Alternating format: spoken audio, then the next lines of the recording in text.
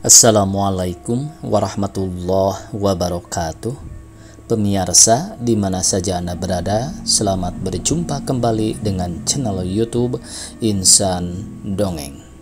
Pada kesempatan ini saya Bang Elgi akan melanjutkan cerita di persimpangan jalan bagian ke-14.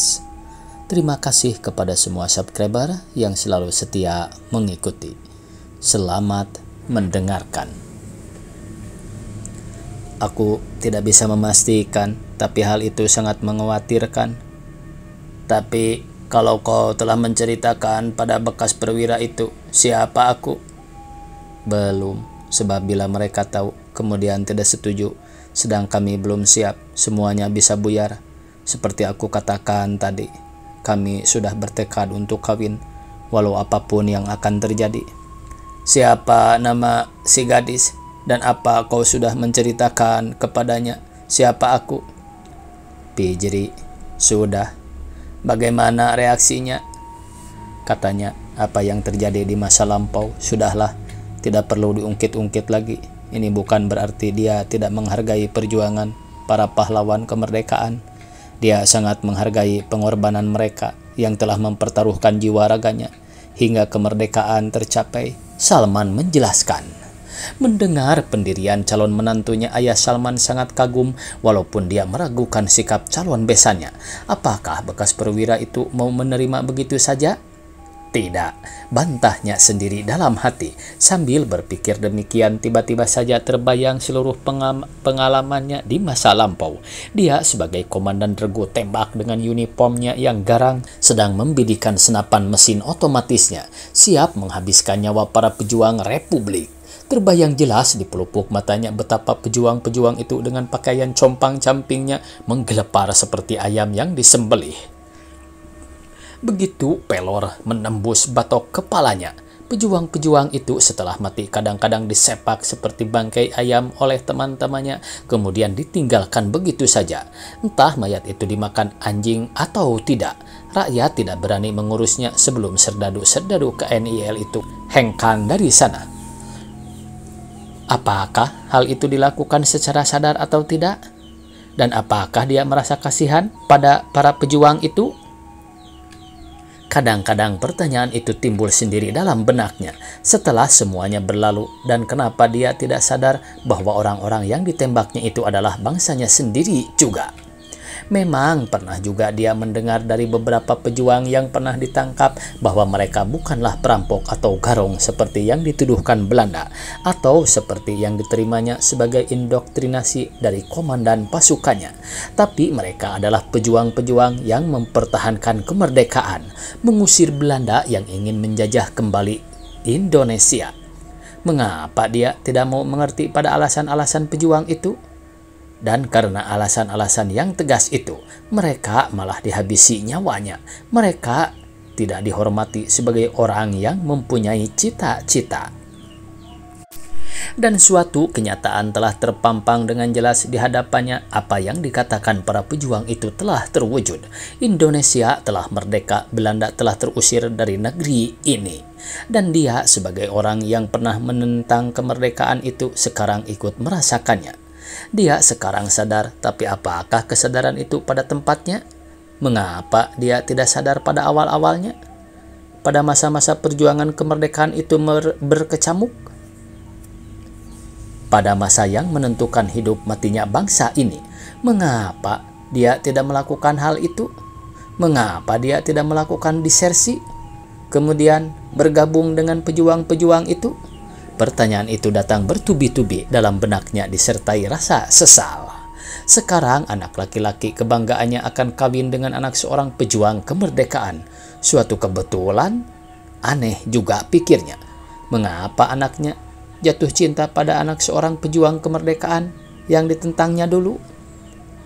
Tidak pada anak orang lain yang bukan pejuang, anak bekas serdadu KNIL seperti dia umpamanya. Kalau ini yang dikatakan jodoh di tangan Tuhan. Barangkali demikianlah. Ya, kalau anak-anaknya benar-benar jadi kawin dengan gadis itu kelak. Bila tekad mereka tidak hambar kembali karena adanya rintangan-rintangan. Dan Tuhan rupanya ingin menguji bagaimana konflik masa lampau itu diselesaikan. Apakah bekas perwira itu menyerah begitu saja, lalu dibiarkannya anaknya kawin dengan anak seorang pengkhianat, seorang budak kolonial, seorang pembunuh pejuang-pejuang republik? Karena bekas perwira itu orang yang penuh pengertian, seperti sikap anaknya. Apa yang terjadi di masa lalu itu, sudahlah, jangan diungkit-ungkit lagi. Bukankah bangsa ini bukan bangsa pembalas dendam? Bukankah sekarang semuanya sudah rukun? Tidak ada lagi main tuding-tudingan, si Anu agen nikah, atau si Polan serdadu kolonial, dan sebagainya. Semuanya hidup rukun dalam kesatuan bangsa yang besar. Karena itu dia ingin bertemu dengan perwira itu. Inilah kesimpulan yang diambil oleh tekadnya. Dia akan datang meminang anak bekas perwira itu secara resmi, dan dia akan mengatakan dengan terus terang siapa dia sesungguhnya. Seorang komandan regu tembak pelori yang lepas dari laras senapannya tidak pernah luput. Itulah dia. Bagaimana pendapat ayah? Tanya Salman kemudian karena melihat ayahnya tercenung diam. Ayahnya sedikit kaget. Oh, kau tidak perlu risau, jawab ayahnya meyakinkan. Benar, tapi kalau perkawinan kami tidak direstui oleh ayah Pijri, karena itu kita akan datang secara baik-baik meminang Pijri, dan kita akan menceritakan dengan terus terang siapa aku. Kita tidak boleh berbohong dan menutup-nutupi persoalan ini, kata ayah Salman tegas. Maksud ayah akan datang meminang sendiri? Ya, ini lebih baik, kita tak perlu khawatir. Kalaupun pinangan ditolak, toh kata putus terletak di tangan kalian berdua. Bagaimana pendapatmu, Bu? Tanya ayah Salman kepada istrinya yang sejak tadi diam saja. Aku juga berpikir demikian. Lebih baik kita datang baik-baik ke orang tua Pijri. Bila ditolak, bukan salah kalian. Kalian sudah mau baik-baik, tapi mereka tidak mau. Mau apa lagi? Kata Ibu Salman. Memang benar, tapi orang tua Pijri akan tersinggung. Salman mengingatkan. Itu pun akan kita perhitungkan. Yang penting adalah ketetapan hati kalian berdua. Apakah kau benar-benar pasti bahwa Pijri sanggup menanggung segala akibat dari perkawinan ini? Tanya ayah Salman lagi. Menurut yang kami sepakati, Pijri sudah siap, Pak. Jadi tidak ada yang dikhawatirkan lagi. Cuma kami khawatir tidak direstui. Direstui atau tidak hanyalah masalah waktu. Aku yakin pada waktunya orang tua Pijri akan merestui perkawinan kalian. Apalagi kalau kalian sudah punya anak. Biasanya orang tua akan lunak kalau melihat cucu. Kecuali bekas perwira itu sungguh-sungguh mau mempertahankan kemurnian perjuangannya. Tapi kapan rencana kalian melangsungkan perkawinan? Belum ada kepastian, Pak. Tapi rencana kami dalam waktu dekat. Rencanakanlah matang-matang dulu, dan aku minta untuk sementara jangan diceritakan kepada ayah Pijri tentangku. Biarlah aku sendiri menceritakannya, pinta ayah Salman. Aku pikir juga begitu. Dan kapan rencana ayah ke Jakarta? Aku ingin kepastian dari kalian dulu. Kalau kalian sudah punya tanggal yang pasti, aku segera ke Jakarta. Aku akan bicarakan dulu dengan Pijri. Ngomong-ngomong, sejak kapan kau kenal gadis itu? Tanya Ibu Salman mengalihkan pembicaraan. Sejak aku mulai bekerja pada perusahaan ayahnya, Bu. Tapi perkenalan kami yang sungguh-sungguh dan akhirnya kami sepakat untuk kawin baru beberapa bulan terakhir ini, Salman menjelaskan. Bagaimana sikap orang tuanya setelah mengetahui anak gadisnya jatuh cinta padamu? Biasa, tidak ada perubahan. Jadi nampaknya mereka setuju, walau kau pegawai ayahnya. Ya, sampai saat ini mereka nampaknya setuju saja, Bu. Cuma yang kita khawatirkan adalah mengenai latar belakang ayah. Tapi apakah bekas perwira itu orang yang keras? Tanya ibunya lagi. Dia memang orang yang tegas. Di samping penuh pengertian, dia bukan orang yang kolot. Dia dapat memahami kehidupan orang muda. Tapi mengenai revolusi kemerdekaan, aku kira dia adalah orang yang tidak mau kompromi. Karena dia merasakan betapa pahit getirnya perjuangan itu. Pernah diceritakannya, dia terkurung oleh Serdadu Nika di salah sebuah bukit dekat Cirebon sehabis pertempuran yang tidak seimbang. Serdadu Nika dengan senjata modern dan lengkap, sedang para gerilyawan yang terdiri cuma satu regu itu, hanya beberapa orang saja yang punya bedil, lainnya berbambu runcing dan pedang. Dia dan 2 orang temannya berhasil meloloskan diri dari pertempuran itu, sedang yang lainnya gugur semua. Sikapnya revolusi ini harus diperhitungkan benar-benar. Salman memperingatkan. Memang harus kita perhitungkan, Ayah Salman mengiyakan. Tadi kau katakan pertempuran di daerah Cirebon. Kapan? Menurut bekas perwira itu, tanya Ayah Salman. Dalam pikirannya sekarang terlintas suatu pertempuran yang memang tidak seimbang. Satu regu gerilyawan berhasil dihancurkan waktu itu, kecuali 3 orang yang berhasil meloloskan diri. Itu pun berkat pengorbanan seorang kawannya yang bersedia menjadi tumbal. Waktu perang kolonial Belanda kedua, menurut perwira itu, Salman menjelaskan, sekitar bulan Desember tahun 1948 ya. Iya, Ayah. Saya ingat sekarang, saya ikut dalam pertempuran itu. Ayah Salman mengakui terus terang. Jadi, Ayah dan bekas perwira itu pernah berhadapan langsung dalam pertempuran rupanya, kata Salman. Suatu keanehan, sekarang kami akan saling berhadapan dalam medan yang lain. Medan yang saling bertolak belakang. Bekas perwira itu di pihak yang mempertahankan, sedang Ayah di pihak yang menyerang, kata Salman. Aku tidak tahu mengapa harus demikian, kata Ayah Salman seperti ada sesal dalam hatinya. Menghadapi perjuangan Republik waktu itu, bagaimana pikiran Ayah? Tanya Salman dengan hati-hati. Dia takut ayahnya akan tersinggung. Tidak ada pikiran, yang ada waktu itu mereka adalah musuh. Inilah yang kami terima dari atasan. Dalam perang, tiap musuh harus dihancurkan. Kalau tidak, kita sendiri yang akan dihancurkan. Penilaian lain tidak ada? Salman bertanya lagi. Maksudmu, misalnya penilaian Ayah mengenai perjuangan para gerilyawan? Dalam hal apa? Misalnya, Ayah menyadari bahwa mereka adalah sebangsa dengan Ayah. Karena itu, aku harus memihak pada mereka. Andai kata saja, kata Salman hati-hati. Agak sulit, aku sudah terlalu jauh tenggelam dalam indoktrinasi yang kuterima dari para komandan mengenai perjuangan kemerdekaan. Waktu itu semuanya gelap bagiku. Aku tidak pernah menyadarinya. Walaupun aku pernah menerima penjelasan dari para gerilyawan yang pernah ditangkap, penjelasan mereka kuanggap angin. Nafsu membunuh waktu itu lebih besar dari kesadaran, kata Ayah Salman terus terang. Tapi pada saat terakhir kesadaran timbul bahwa seluruh perbuatanku adalah keliru. Tapi tidak ada gunanya, sudah terlambat. Kedaulatan sudah diserahkan kembali, kata Ayah Salman dengan rasa sesal.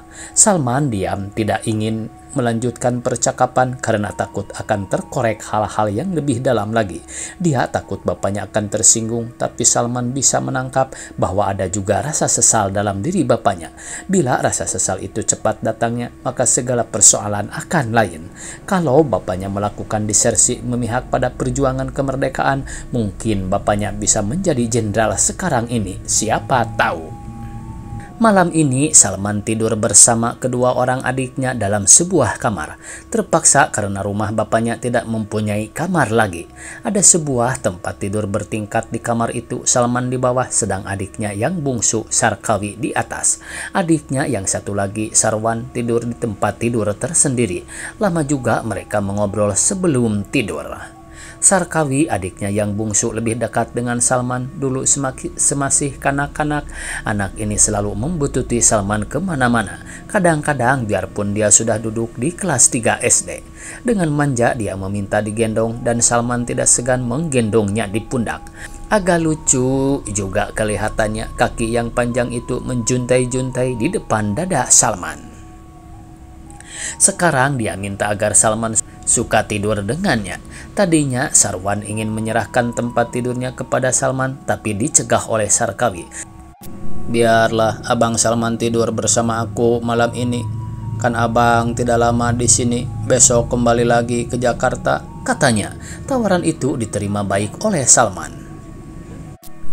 "Bagaimana dengan sekolah kalian?" tanya Salman sambil merebahkan diri di tempat tidur. "Baik-baik saja, Kak. Kami berdua maju terus," Sarwan yang menjawab. "Bandung nampaknya ramai akhir-akhir ini. Maksudnya kegiatan mahasiswanya. Apa kalian ikut juga?" "Kami ikut, tapi cuma ingin ramai-ramai saja," jawab Sarwan lagi. "Apa sebenarnya tujuan kegiatan mahasiswa itu?" "Sulit ditebak." Sekarang Sarkawi yang menjawab. Apa cuma ingin ramai-ramai saja? Atau ada tujuan yang lebih pokok? Kami kurang tahu." "Dan kalian tidak ingin coba mengetahui? Barangkali ada kekuatan politik yang mendorongnya?" Salman menduga. "Itu sukar ditebak, Kak, seperti kau katakan tadi," kata Sarkawi lagi. "Justru itu, baiknya kalian tidak hanya ikut meramaikannya saja, tapi ikut juga memahaminya," kata Salman kepada adik-adiknya. "Barangkali benar juga, Kak. Sebagai latihan, walaupun umpamanya kalian tidak tertarik pada masalah politik, tapi apa salahnya memahami atau mengikuti perkembangannya, agar kelak kalian tidak kaget kalau terjadi apa-apa. Gerakan yang dilakukan mahasiswa sekarang memang asik ditonton. Nampak semua yang berkembang di masyarakat tidak berkenan di hati mereka," kata Sarwan. "Ini ada sebabnya. Tidak mungkin timbul suatu masalah kalau tidak ada sebab. Misalnya saja masalah kecurigaan antara generasi muda dan generasi tua. Yang tua mencurigai yang muda mencurigai yang tua. Begitu terus seperti lingkaran yang tidak ada habis-habisnya," kata Salman lagi. "Itu di satu pihak," potong Sarwan. "Di pihak lain, para orang tua nampaknya enggan memberikan kesempatan kepada para orang muda. Mereka selalu mengatakan bahwa orang muda belum mampu. Kata-kata ini selalu didengungkan, hingga kadang-kadang termakan juga oleh orang muda. Mereka jadi rendah diri." Ya, pada saat-saat seperti itu biasanya unsur-unsur kekuatan politik menyelinap masuk dalam lingkungan mereka. Kalau unsur itu baik, tidak menjadi soal. Kalau tidak, bagaimana? Ini yang perlu kita perhitungkan, kata Salman kepada adik-adiknya. Barangkali unsur politik telah menyelinap masuk di kalangan mahasiswa sekarang ini, Sarwani seperti bertanya. Mungkin juga. Ngomong-ngomong, potong Sarkawi cepat. Kapan abang kawin? Itulah aku datang kemari untuk membicarakannya dengan ayah dan ibu. Salman menjelaskan. Sudah ada calonnya, Kak? Sudah. Orang mana? Ya, orang Indonesia. Maksudku dari suku mana? Suku Jawa, jawab Salman. Kalau begitu, aku memanggil Mas dan Mbak Yu Salman kelak, tidak memanggil Kakang atau Abang, kata Sarkawi berkelakar. Panggil apapun sama saja. Kapan perkawinan abang berlangsung? Tanya Sarkawi lagi. Dalam waktu dekat, kalau tidak ada halangan, kalian berdua akan segera mengetahuinya. Akan berlangsung di mana? Di Jakarta tentunya. Tanpa terasa malam makin larut, ketiganya sudah ngantuk dan tanpa terasa mereka jatuh tertidur. Waktunya habis pemirsa. Dicukupkan sekian. Billahi taufiq wal hidayah. Wassalamualaikum warahmatullahi wabarakatuh.